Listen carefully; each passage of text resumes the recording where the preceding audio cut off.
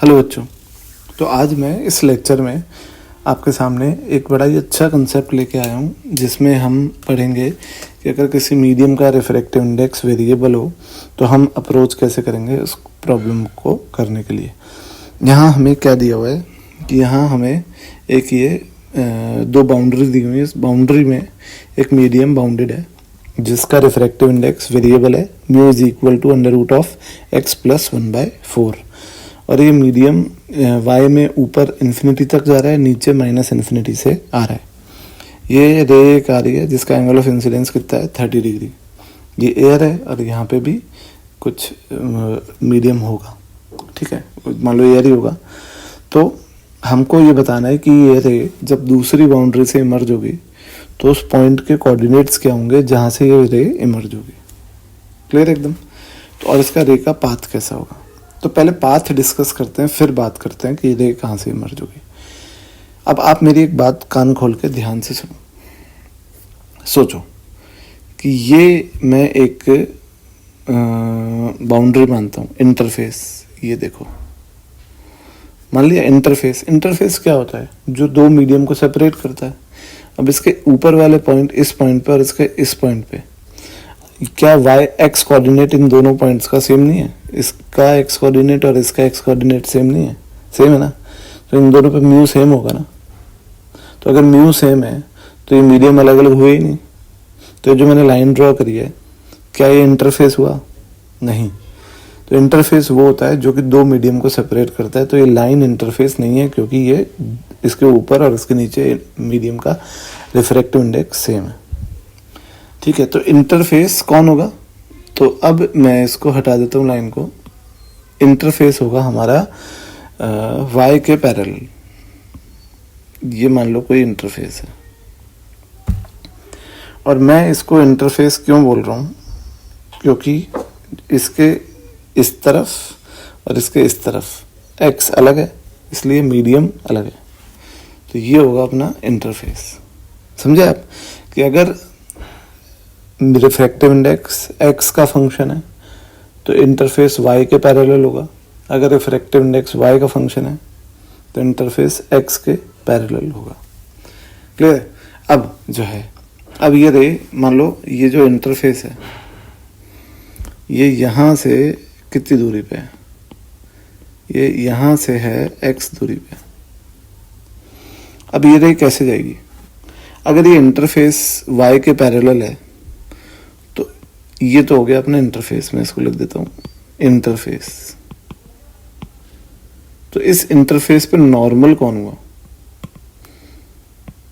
X axis हो गई ना नॉर्मल फिर तो। और यहाँ पे भी नॉर्मल के साथ एंगल कितना है? ये वाला 30 डिग्री। समझ गए आप? तो ये रे जैसे जैसे आगे जाएगी म्यू बढ़ता जा रहा है, म्यू बढ़ता जा रहा है, तो रे will bend continuously towards the normal. Continuously क्यों? क्योंकि म्यू कंटिन्यूसली चेंज हो रहा है। समझ गए? तो मान लो कि रे जो है वो यहाँ पे गई बेंड होती हुई, ये कर्व बनाएगी एक, है ना। तो हम यहाँ पे एक वो बनाते हैं टेंजेंट।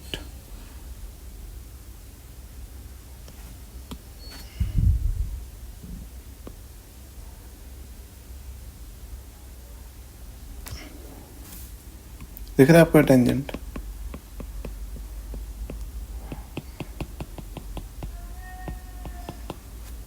ठीक है, ये टेंजेंट और इसका नॉर्मल ये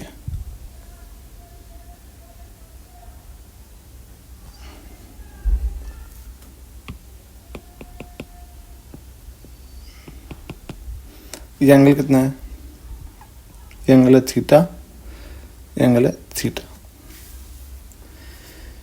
समझ गए? तो आप सबसे पहले स्नेल्स लॉ लगाओ। स्नेल्स लॉ क्या बोलता है? स्नेल्स लॉ ये बोलता है कि 1 sin 30 is equal to mu sin theta. sin 30 कितना होता है? हाफ।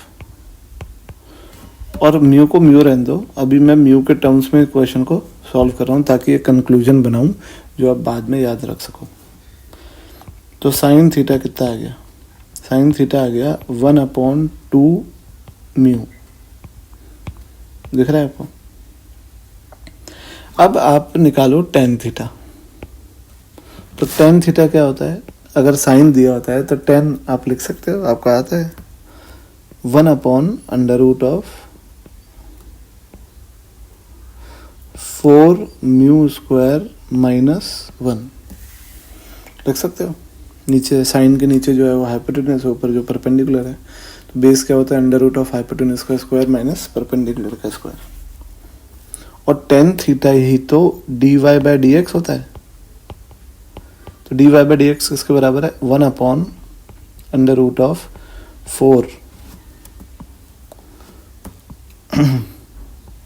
Mu square -1।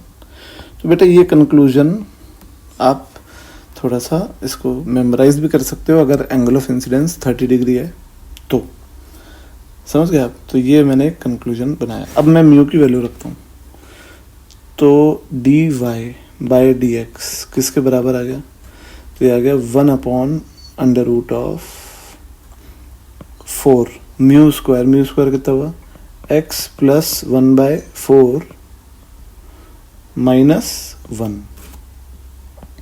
तो dy/dx जो है वो कितना आ गया, तो आ गया ये 1/√4x, यानी 1/2√x। बताओ, मानते हो बात। 4x और 4 से 4 × 1/4 1 से 1 कैंसिल। तो dy = dx/2√x integrating both the sides. x की लिमिट क्या लगाओगे बताओ,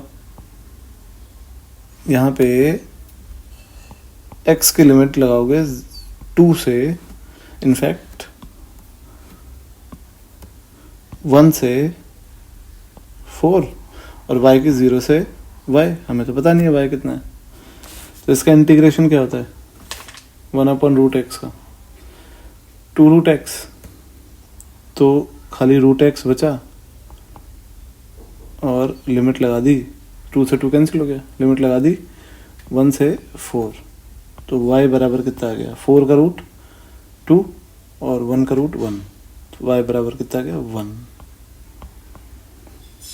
तो ये रे जिस पॉइंट से इमर्ज होगी वो पॉइंट के कोऑर्डिनेट्स कुछ होंगे 4, x कोऑर्डिनेट तो 4 हो गया और y कोऑर्डिनेट हो गया 1।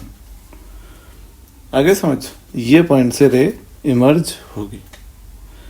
तो बच्चों आई होप ये कंसेप्ट आपको समझ में आया हो। तो इस पे जो भी न्यूमेरिकल है, रेयरली मिलते हैं इस पे न्यूमेरिकल, क्योंकि IIT एडवांस का कंसेप्ट है। तो अगर मिले आपको कहीं पे, मैं भी 1-2 दे दूंगा आपको, तो आप उसको करना। तो thank you, keep watching and please subscribe the channel. Thank you.